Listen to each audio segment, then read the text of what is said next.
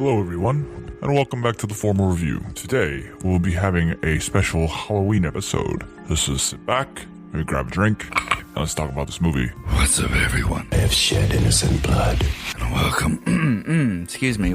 Sorry about that. We all go a little mad sometimes. What's up, everyone, and welcome back to the Formal Review. This is Season 3, Episode 32, and I thank you all for tuning in once again. So this is the third episode in the October Halloween series where I review movies chosen by my followers. If you've been missing the past few, I'm doing this because Halloween is one of my favorite holidays, and I really love the month of October, and I'd like to watch scary movies around this time of year. So if you missed out on voting, you're going to have to follow me on social media to see what movies will be reviewed. So this review is going to be on the 2019 film Us. Now, before I go into that movie, I know I talk about this at the end, but then data shows that most people skip over that part. So I do want to reiterate the importance of leaving reviews on your favorite podcast service because those reviews really help me grow and improve. A lot of you have talked to me offline, but I do really appreciate the reviews that already are out there. If everyone could just continue doing that or letting me know any way that you think that I could grow and make this more entertaining, feel free, and I'll look at them and I'll grow as such. So anyway, before we get into this film review, I do want to tackle a few other things. I'm going to discuss my updates to my movie collection from Prime Day, Disney's new business model, and the effect that could have, and then the movie at hand. So stay tuned. Wait here for a little while, see what happens.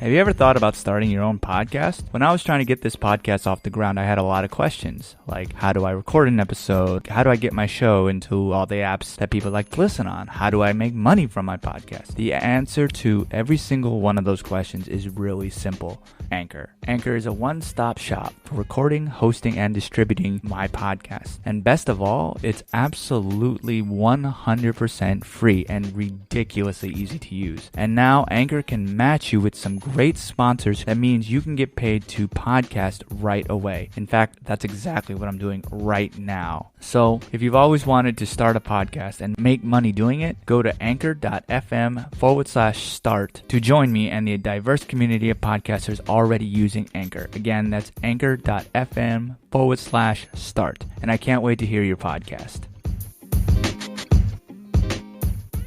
So as I'm sure a lot of you already know, last Tuesday and Wednesday were Amazon Prime Day. So if for some reason you do not know what that is, it is a 48-hour event that normally happens in July, but because of the pandemic, they push it to this past week. What is really great about this time of year, just in general, is that there's some fantastic deals on movies, and specifically this year, I'm more looking into 4K versions of films. And I was able to really get myself some really good deals. Not all of them came from Amazon, as some of the other competing companies such as Best Buy had sales, but overall they weren't as good. Anyway, I was able to upgrade a lot of my movies, so I was able to get an upgrade on Aquaman, Man of Steel, all 3 John Wick movies, all of 3 Matrix movies, E.T., Scarface, Rogue One, and all of the original Jurassic Park movies, and then Jurassic World. I didn't need the most recent Jurassic World because I already had that on 4K. I also was able to purchase Interstellar on 4K, and I'm not going to go into my full thoughts on these movies as that really could take a ridiculously long time to go into. So I won't bore you with that. However, I will definitely go into which ones are true and fake 4K or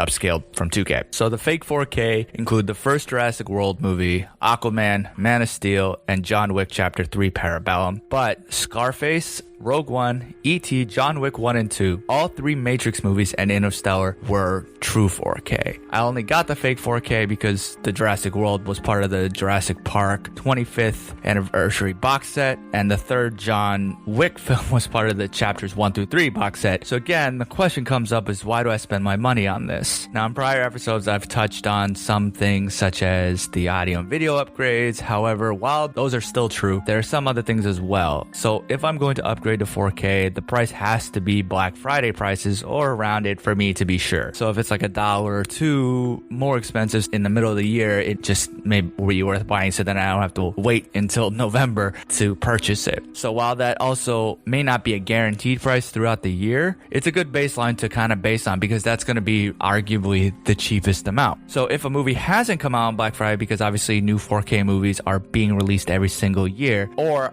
the information isn't already out there on that specific movie if it's been released earlier, I use websites such as Camel. Kind of just shows over a course of a specific amount of time if the price is the lowest it's ever been, or similar to that November price tag, and that's when I usually will purchase it. So there's a possibility that some of these movies could have been less on Black Friday, but if that is the case, what's good is that those ads are going to be out beforehand, so I'll be able to look and still most likely be able to return the movie and purchase those on that day. So my collection at this point is a little under 800 movies, and now 43 of them are now 4K Ultra HD. So big question that I get is, why do I collect? Well, the main reason is that I really get a comfort owning my own movies. My collection may only be a fraction of what the streaming services have, but then I don't have to depend on them to watch movies that I want to watch. There's been too many times for me that, depending on the month, I really want to watch the movie, Netflix doesn't have them. Or if they have, for example, Rocky 2, but they don't have the first movie. And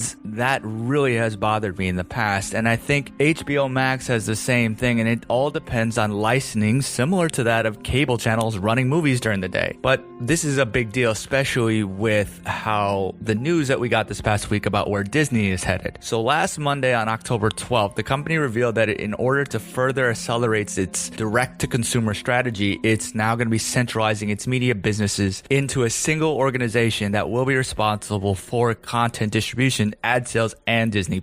They stated, and I quote, "Under the new structure, Disney's world-class creative engines will focus on developing and producing original content for the company's streaming services, as well as for legacy platforms, while distribution and commercialization activities will be centralized into a single global media and entertainment distribution organization. The new media and entertainment distribution group will be responsible for all monetization of content, both distribution and ad sales, and will oversee operations of the company's streaming services." And this was obviously done in response to the global coronavirus pandemic, which has pretty much crippled the theater business and ushered in more customers towards streaming options. As of August, Disney has 100 million paid subscribers across all of its streaming offerings, and then more than half of which are Disney Plus, and the rest is on Hulu or ESPN Plus. So planned theatrical releases of big films such as Black Widow have been rescheduled, while other films including Mulan and the upcoming Pixar film Soul are seeing their first runs on Disney's streaming service Disney Plus. And this is because ticket sales obviously have been particularly lackluster at domestic cinemas, and pretty much since the industry attempted a large-scale reopening in late August for Tenet. And this is obviously a shame, because I think personally that Tenet is one of Nolan's best movies. I think there's a lot of science that goes into this movie, and I go into that on season 3 episode 24, so I won't go into it here, but I think it's pretty amazing for a science fiction film. And that movie gained about $48 million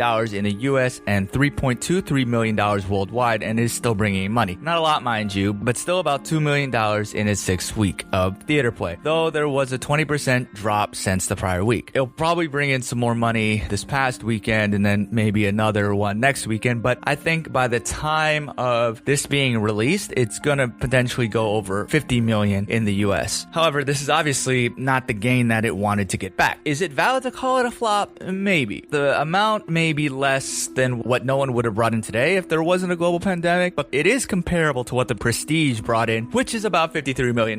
Now that's over 10 years ago, but still, it's good to keep that in mind. There is a possibility that Tenet could still be one of the top 10 biggest grossing original live action movies over the past 7 years, even during a pandemic, despite a fairly non-functioning US box office. Though I think that the main problem is that a lot of people thought this movie was going to be like Inception, which gained a little under $300 million domestic and then another $800 million worldwide in one summer. Inception is a great film. It is, I think, my number one Nolan film. And this film, like I said, is in my top 3. Though, based on the one viewing that I had, it is number 3, which may change over time. But either way, this film isn't what Inception was in terms of crowd-pleasing thrills or memorable characters or really the amount of money it gave, obviously. I think that it was obviously hurt by pandemic fears and capacity issues, but arguably, it probably wouldn't have done much better than this financially. And I say this because people that saw this movies are the ones that are willing to venture out, safely, mind you, and see it. And even so, a lot of people said online that they would have issues with it seeing it a second time. And I feel the general population who goes to see movies would be even less likely so to see it a second time. So most likely, it would still have probably have underperformed. And honestly, the amount of money it got isn't awful given everything. And it's only behind 10 films of the original live-action Hollywood movies released since 2013. Gravity had $723 million. Interstellars had $700 million. Dunkirk at $525. The Rock San Andreas at $474. La La Land $441. Lucy $459. Pacific Rim $411. 1917 $384. Once Upon a Time in Hollywood $374. Now You See Me $351. A Quiet Place $341. And The Great Wall, which had $335. So a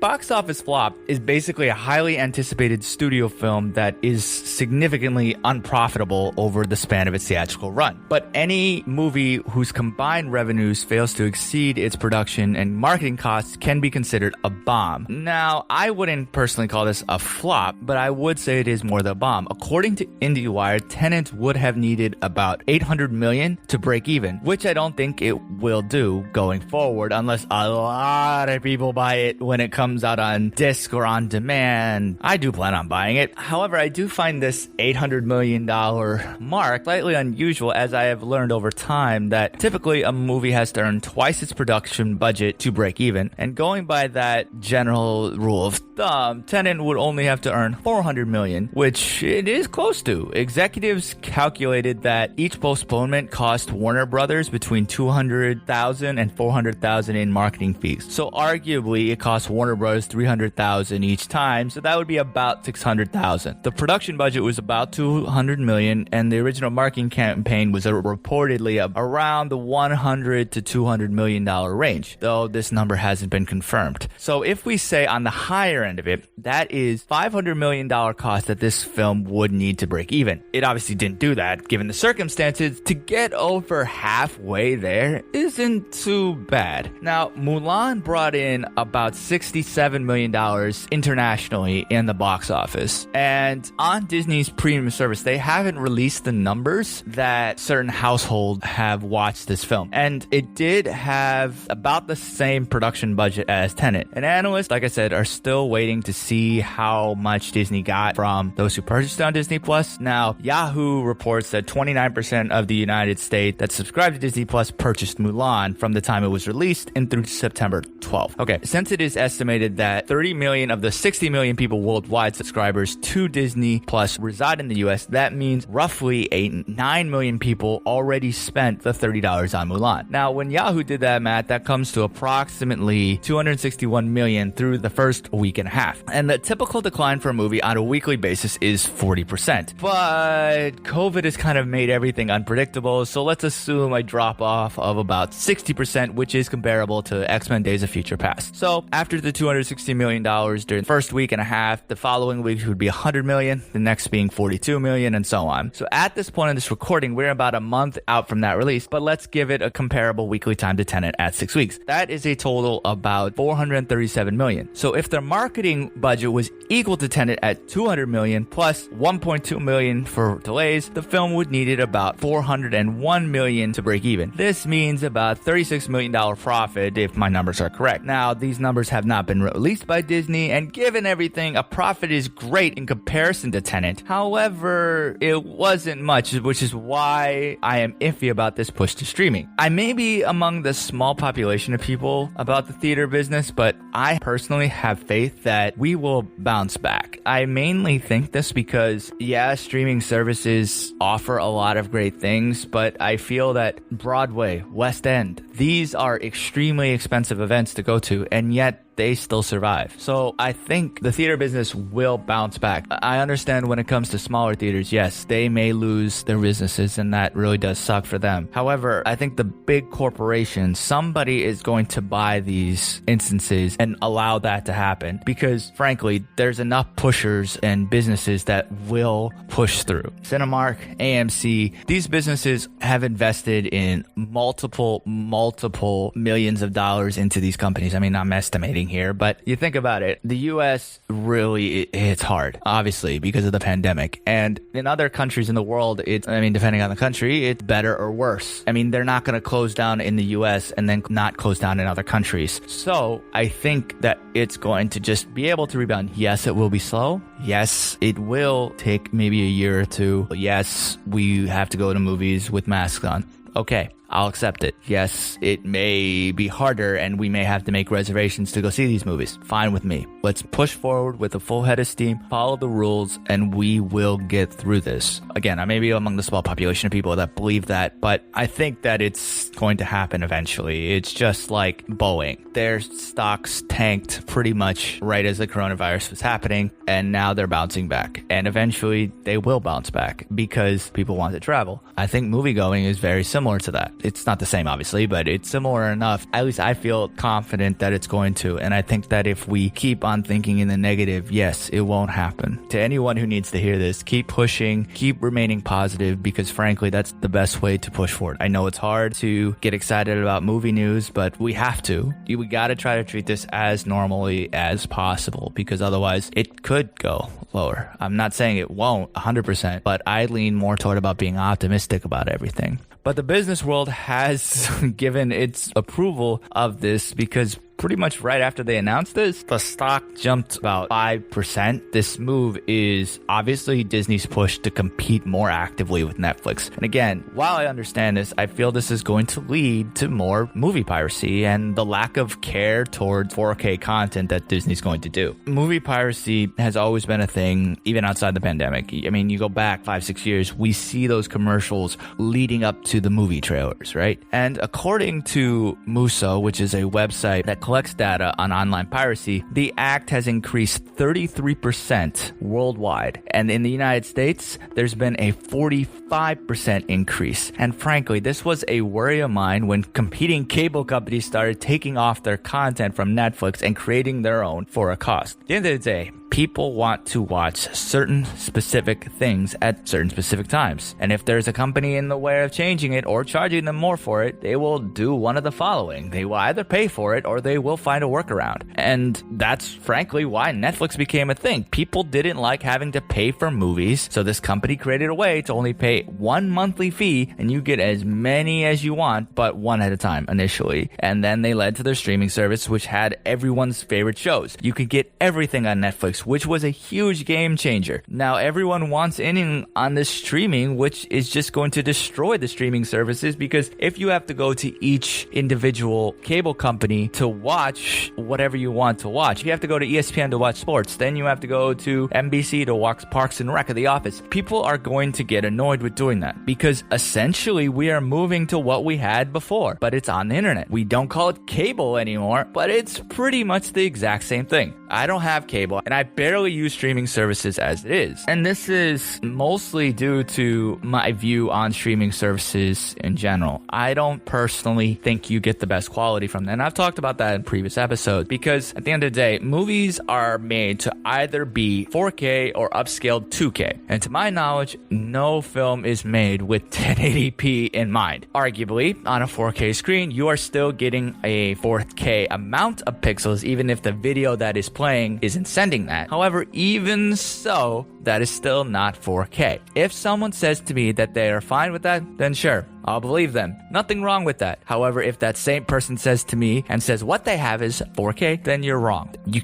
can't say that something is something when it's mathematically not that. Even if the film is made with a 2K intermediate, there is still a downgrade from that to 1080p footage that they're showing on a 4K screen. And most likely, that is what the general population is doing. I've said this before, but mainly it's because streaming services aren't really giving 4K content. To get 4K, you must pay Netflix for their premium subscription. And even if you do pay for it, your internet must be able to handle it. And the main problem with streaming in general is compression, which again means the picture and sound information has to be processed in a way that allows it to be sent efficiently over the internet. Netflix and Disney Plus say that you need at least 25 megabits per second to stream Ultra HD content, and Amazon needs 15 to watch their videos. Now, as per this recording, again, the two cheapest high-speed internet for the most bandwidth in the US are Verizon and Comcast at about $40 and $35 respectively. This will get you download speeds of about 100 megabits per second for Comcast and 200 for Verizon. However, what most people, again, do not realize is that that speed is if you are hooked up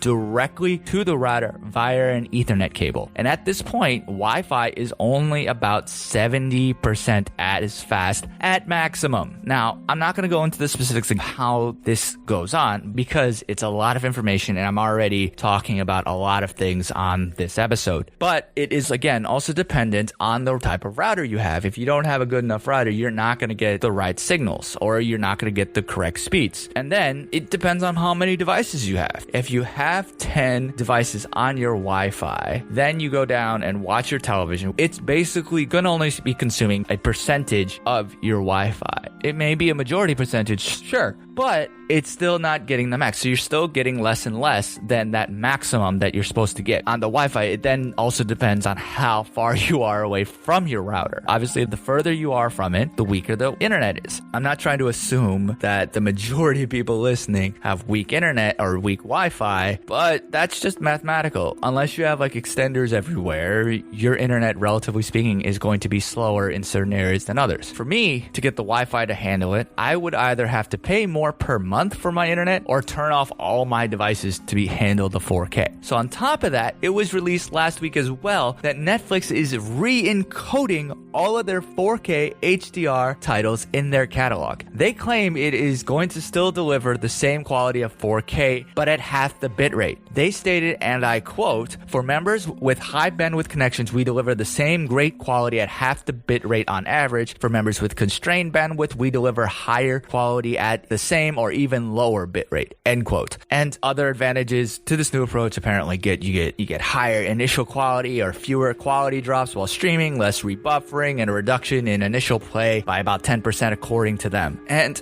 they're basically saying that the new highest bitrate will be 1.8 megabits per second for a 4K animation episode. And since this announcement, there has been multiple reports on forums from subscribers who have seen a reduction in 4K streaming quality. These complaints may become more widespread as Netflix releases more of its 4K content recoded over the coming weeks and months. To me, it seems clear that Netflix is focusing mainly on reducing bandwidth than giving optimizations to what they have, which then leads to less improved and more compressed 4K video. So with Netflix compressing their content and Disney moving more towards streaming services, I am fearing that films will become less and less impactful, and physical media is going to become more and more important. And this is more even so from Disney, because back in August, there was a rumor going around that Disney was going to stop production on future Disney 4K physical media releases of catalog titles, which includes the entire 20th Century Studios library, or 20th Century Fox studio, after they purchased it. They disputed this rumor and said, "We will evaluate each release by a case-by-case basis and pursue the best strategy given the consumer homes across platforms that meet a variety of demands." However, now with this move toward only doing streaming content it seems that reduction of 4K seems more and more likely. And I have said in previous episodes that physical media is the better way to view movies for a number of reasons. The audio, HDR, etc. In short, it allows you to see the film in the way the filmmaker intended it to be seen. Even if you live in an area that has the best internet and it is consistently high, and you cannot even remember the last time you dropped a connection, physical media holds the upper hand. The compression is still going to happen. And again, if you say to me that it doesn't bother you that there's compression, fine. If you acknowledge that it's not as good and you're fine with that, okay. However, if again, you say to me that you are getting the true aspects of the entire movie, you are unfortunately incorrect. TVs and sound equipment really haven't been better. Why would you intentionally bottleneck your quality of the media that you're watching on them? I know that there are some people out there that would disagree with me and that it is a fad to have physical media and they've outlived its days and this is now the more modern viewing of film. I honestly would say to you, look at your internet numbers. Look at your HDMI cable. Look at your subscription service. And if you are paying for the content you think you have, see if your favorite service has one of your favorite movies right now. And compare the movies you care about to someone who has the disc version. Play a streaming service, play the one on the disc, and see if there is a significant difference. If you really don't think there is, that's okay. You go do you. Me, I have seen the differences when it comes to content, and frankly, I could be wrong, but my guess is that a lot of people who are just doing that basic minimum are not getting the true 4K content. On top of that, if you truly appreciate a film and the artist behind them, having physical media can give you that kind of connection with the media that can be carried and really continued on through the rest of your lives. I mean, I've been collecting for a really long time now, but now that my video and audio capabilities have gotten so much better and moving into the 4K market as I have, you really do get this better connection to these movies. And even if you do not care about physical media at all, you have to admit at some point that you are okay with a lesser quality film experience. And if you're fine with that, great. But again, you can't say to me that you are getting the best experience possible. Sorry for that rant. I care about this type of thing a lot. Now let's get on to the movie at hand. Let's relax, grab your drinks, and let's discuss the movie.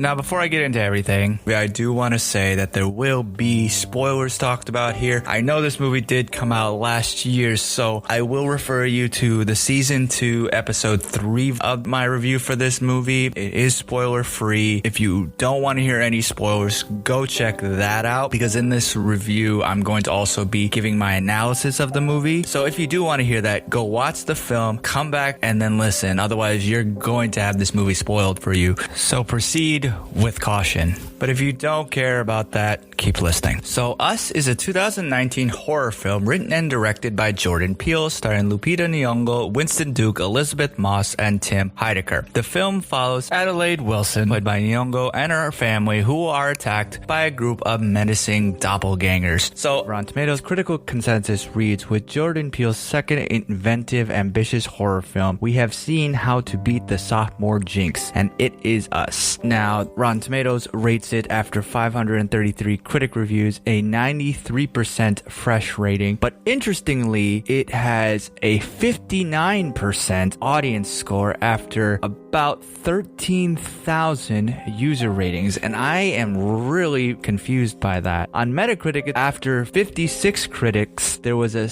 average weighted score of 81 out of 100, indicating universal acclaim, but a 6.4 user score after 925 ratings. So I'm really unsure what normal moviegoers didn't like about this movie, because I'm not a written critic that gives ratings on this, and frankly, I think these ratings given by users is really, really low in comparison to actually how good the movie is. And here's why. I said this when I covered the movie before, but the acting in this movie is still absolutely phenomenal by all. Winston Duke is great as the embarrassing dad character. The children are really, really fantastic. But the true star of this movie is Lupita. When this movie came out, she had already won her Best Female Actor award for her role in 12 Years a Slave. She had played the wonderful Nakia in Black Panther and participated in films such as Star Wars Episode 7, The Force Awakens, and Star Wars Episode 8, The Last Jedi, Disney's live-action Jungle Book, and Disney's The Queen of Catlight. So she was pretty much a star at this point. I say this so that you understand what I mean when I say that she absolutely transcends herself into an entire different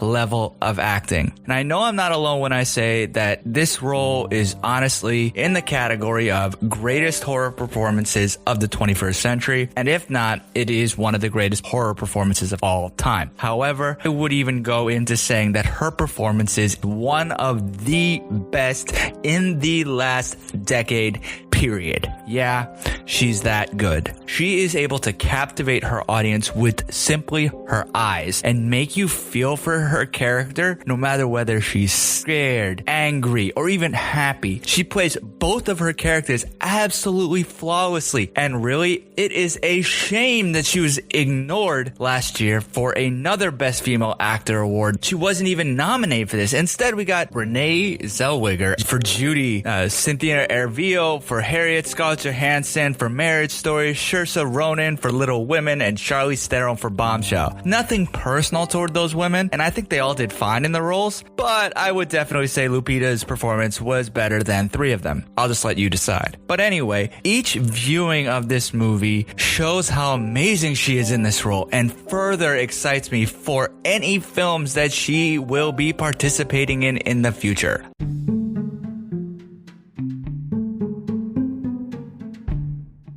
Voting isn't just going to the polls anymore on Election Day. Options like early voting, mail-in voting, and ballot drop boxes are available to more voters and are growing in popularity. How to Vote is a tool created by Democracy Works, and it breaks down the options your state offers by forecasting a ballot, empowering you to decide where and when to vote. Democracy works best when we all vote, but misinformation and confusion about election procedures have resulted in low voter turnout. How to Vote takes the guesswork out of the voting process. It is easy to use and helps folks from all over the country overcome many of the process barriers to voting. It is committed to helping you vote no matter what. You can use the How to Vote tool to sign up for election reminders, see what's on your ballot, get step-by-step assistance requesting your mail ballot, explore your options for returning your mail-in ballot, check your voter registration status, and find your local polling site, and make sure that you have an appropriate ID to bring with you. Decide when and where you'll vote this year at howto.vote.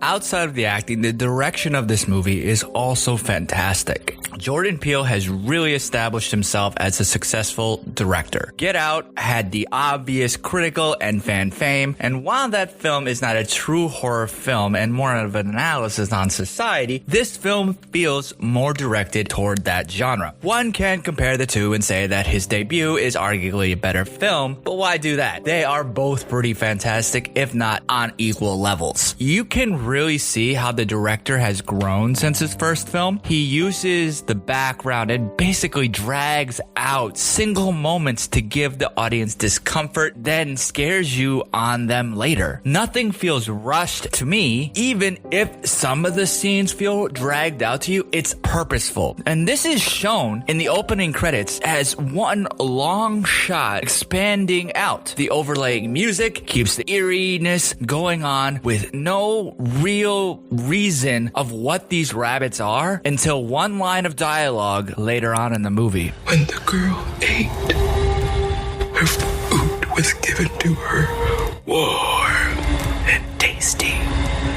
But when the shadow was hungry, she had to eat rabbit, raw and bloody. One thing that I forgot about until I rewatched this movie was that Peele also wrote the movie, which really fully establishes his genius writing ability. He is able to creep out the audience while also dissecting society. This film looks at the side of society that suffers on the other side of privilege, whether that be those of different ethnicities, the most marginalized and vulnerable populations of society, or the prison industrial system. So this movie starts off with Red returning to a place where she switched places with Adelaide. Oh, before I go any further, so no one is confused, I'm going to be referring to the characters based on the reveal at the end of the movie. So I do remember thinking the first time that I watched this film that the switch probably happened. However, even on multiple rewatches that I've had on this movie, Peele does a terrific job at teasing you in ways that make you think you didn't figure it out or that the twist is something else entirely. The audience learns that Red came from underground tunnels that are apparently underneath us, who all wear the same red jumpsuit similar to those that are in the prison system. The tunnels themselves resemble penitentiaries that have a flickering fluorescent overhead lights. While the people above live in a world that is relatively fun and enjoyable, the people living in the tunnels are obviously worse off. They move in the exact same way as their counterparts, but without any reason why. If those above are riding a roller coaster, the tethered move in the same way, but without the roller coaster and then in a small room. They are in these prison cells without any control of what happens to them. Now, this isn't the only allegory of the movie, and I think Peele is able to show that privilege happens in so many different ways. At the end of the movie, he shows the tethered joining hands in what is a mirror image of the Hands Across America event that happened in 1986. It was meant to raise money and awareness of hunger, which stretched a 6.5 million person chain, which is almost all the way across the United States.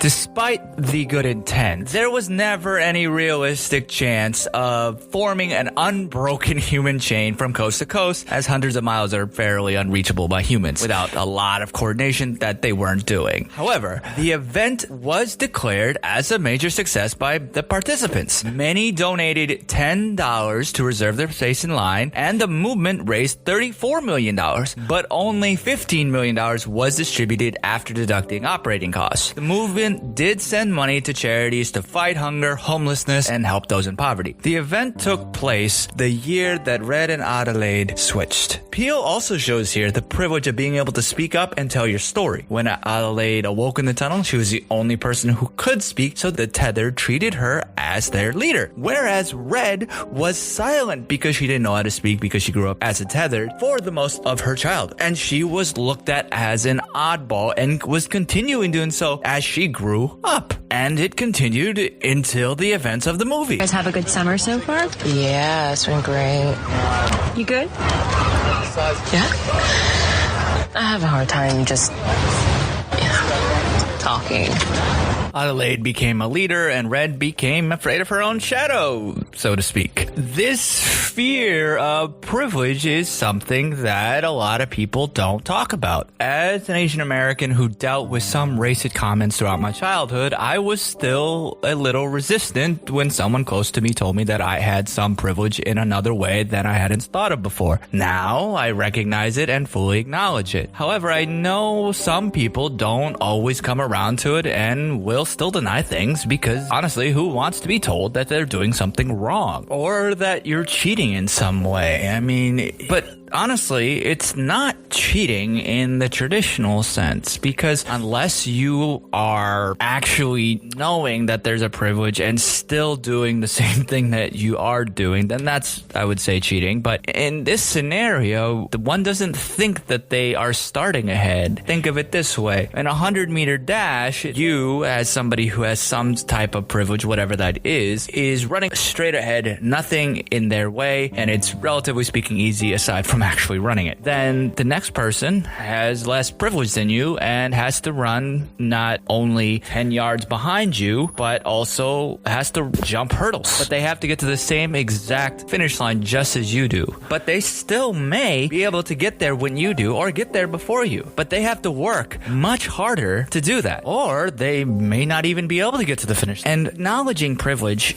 is legitimately understanding that that happens. I don't know what the next step is. However, the first step we gotta do is really look ourselves in the mirror and try to see where the problems are. Because once we do that, it's a lot easier to find a solution. I understand that slight resistance, but once you really think about it, it's not that preposterous. Unless you have a conspiracy cap on, we humans don't literally have shadow versions of ourselves, but I can guarantee you that there is some person out there in this country and in the world, honestly, right now who could have had your life, your career, but instead has a less comfortable one because they grew up with parents who didn't have the money to send them to college, or because they grew up with some other ethnicity other than white, or because they were a woman. You get the idea. The point of this movie is that we as a society are all connected. Our actions affect one another. Those with money, power, or privilege can make others do things that they may not want to do, while those with money and power or privilege get more of it. If you want to take an economic approach to this movie, it really kind of had as a message of anti-capitalism. Capitalism allows for people to work hard to get a profit, but it also allows for competition. This can lead to certain products going extinct and then getting a replacement. Competition pushes us to work hard for what we have, but also trying to stay relevant. I mean, if you look at multiple industries, how many of them now are becoming oversaturated? Look at the streaming industry that I talked about already. Everyone is getting a streaming service, and it could lead to less people paying for quote-unquote cable again, which then leads to more piracy, which then can lead to another Netflix-like service that buys properties from the streaming services when they aren't viable anymore. And I think that this message on privilege is so deep within the film that Peele does little things to push it along. One thing that I noticed this time around was the name of the Hall of Mirrors where Red and Adelaide interact. In 1986, it has a painting of a Native American at the top of its entrance. However, when the film fast forwards to 2019, the name was changed to Merlin the Wizard. Everything else of that location stayed the same, and I don't think it was an accident that this was done, and especially as we pass what some call Columbus Day. All right, where am I? Don't scare me like that, colonizer. What? This may be a slight sidebar, but Columbus is one of the most known and biggest celebrated failures of all time. When he left Spain in 1492 to sail the ocean blue, he was determined to find a direct water route west from Europe to Asia. He never did that. Instead, he stumbled on a new land which he thought was India, hence why Native Americans were called Indians. Somehow, he is the discoverer of the New World when they were millions of people already living there. Ironically, he wasn't even the first European to do this. Viking explorer Leif Erikson had sailed to Greenland and Newfoundland, aka Canada, in the 11th century. He didn't even prove that the Earth was round. In fact, it is reported that most educated Europeans already believed this, and that idea was established by ancient Greeks in the 5th century BC. Some may say that Columbus more or less proved that it was possible to sail around it, but again, he didn't really even do that. He failed at his mission and found a, relatively speaking, new island, to at least him.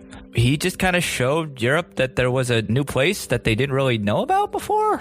One positive thing is that, yes, his journey did kick off centuries of exploration on the American continents. However, this led to the exploitation of many human beings. The Columbian Exchange transferred people, animal, food, and also, disease across cultures. Columbus even wrote in his diary, quote, "They do not carry arms or know them. They should be good servants." Surprise when the indigenous people were forced into slavery. He collected even gold from them, and those who didn't collect enough got their hands cut off. He was even arrested in August of 1500 and brought back to Spain in chains. He was then pardoned by King Ferdinand, was given his freedom, and then he paid for another voyage. Anyway, this was just the beginning of colonization. Obviously, there was the horrific act of slavery that existed in the United States, but there is still even a little bit of colonization happening today in our major cities, also known as gentrification. Gentrification often increases the economic value of neighborhoods, but it pushes out people that were living there previously. It's a process that starts off slow with artists, writers, musicians, affluent college students, hipster, etc. Then the upper middle class professionals, then wealthier people move in, and then real estate prices increase significantly. It is the wealthy pushing out the poor. It is the one with privilege taking advantage of those who don't have the same privileges. If you don't see how this is parallel to colonization, I really don't know how to make it more clear. They aren't able to make their own decisions, but are even so tethered to the privileged. So the hollow mirrors, again, is the same on the inside and out, but the outside is what matters. The owners of the new land called America is what matters, not the people that were there before them. The tethered are the same as their counterparts, but because they aren't above ground, they don't matter. Then, when the privileged try to help the people who aren't as privileged, it looks like the Hands Across America event. That event for sure did bring in money, but I can guarantee you it wasn't enough to actually stop hunger, and it's honestly pretty meta to show this event, as a lot of people today think that they can solve a problem by creating a gigantic spectacle of a specific thing, such as a Facebook profile picture. Then are surprised that accomplishes less than you think? I mean, you can participate in these things, but you gotta do more than that. Come on. Our country has problems, and only by facing them and trying to solve them in every avenue are we actually going to fix them. This is why this movie is so powerful, outside of the horror aspects. It shows us as if you are trying to run away and ignore the past, it will return to haunt you. However, it is also a very human trait to bottle up our pains, lock them away in the basement of our brains, and hope that they never return. The only way that we can actually grow is to look ourselves in the mirror, recognize our faults, and improve moving forward. Unfortunately, each part of our lives most likely has been due to the suffering of others. Once that is accepted, we can move forward together peacefully. This separate but equal duality is shown in multiple levels of the movie. The first and most obvious is the tethered and their societal counterparts. The second is in the Bible verse held by the man that says Jeremiah 11:11. You have the obvious multiple number ones, but this verse, if you look it up, says, "Therefore this is what the Lord says. I will bring on them a disaster they cannot escape. Although they cry out to me, I will not listen to them." This verse alludes to the apocalyptic nature of the film, and because the tethered represent America's hidden past coming back to haunt the present. 11s are then seen multiple times throughout the film, on an alarm clock, signs, and the score of a sports game on a television. The daughters of the other family are twins. The final duality is at the end of the film, when Jason realizes that the woman he has had for a mother was actually Red the entire time. But then again, she is also Adelaide, as that is who she has been his entire life. Red and Adelaide are one in the same for him. So my biggest issue with this film is the explanation of why the tethered exists in the first place. There is a line of dialogue in the film that says, "It was humans that built this place. I believe they figured out how to make a copy of the body, but not the soul. The soul remains one, shared by two. They created the tethered so they could use them to control the ones above. Like puppets. But they failed, and they abandoned the tethered. For generations, the tethered continued without direction. They all went mad down here." Now, even on multiple viewings, this explanation seems weak, though it's not big enough to really make this film unwatchable or ruin the movie for you.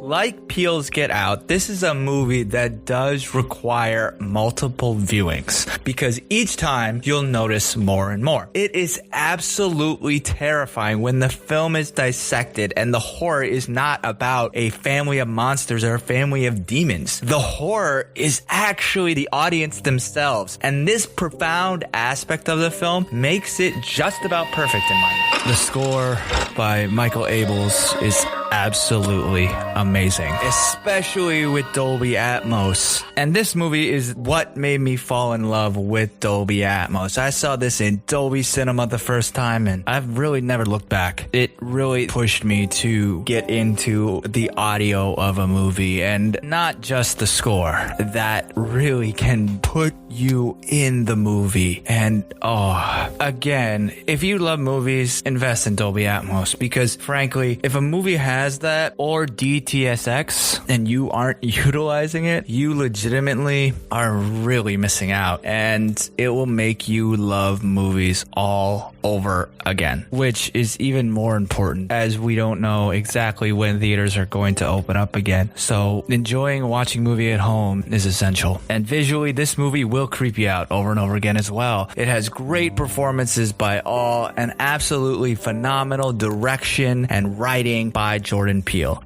Now, what did you think of the movie, and did you like Get Out or this more? And did you enjoy the Halloween episode? I will be doing some more this coming month, so look out for those episodes coming soon. Let me know, hit me up on social media. If you want to join me on talking about these movies, feel free to reach out on social media. The Former Review is on Facebook, Twitter, and the Gram. I post many things, including trailer reactions, so go check those out. The handle is all the same, it's at The Former Review. Feel free to also check out backseatdirectors.com, where I work with a big team to put out movie reviews and also editorials. Again, that's backseatdirectors.com. Please also subscribe to The Former Review. We're on Google Podcasts, Apple Podcasts, Spotify. We're now on Amazon Music, iHeartRadio. Honestly, pretty much anywhere you can find a podcast, we have our content there. Also, I'm always wanting to grow and improve, so please leave a review and what you want to hear, because I really do this for you all. I see the numbers, and I really appreciate everyone supporting me and talking to me about movies, because frankly, that's what it's all about. And for anyone who has supported me on a financial basis, thank you again. And if you want to help support on a financial basis, please go to anchor.fm/the-formal-review and click support this podcast. And honestly, any donation is appreciated. Thank you all again for tuning in. And until next time,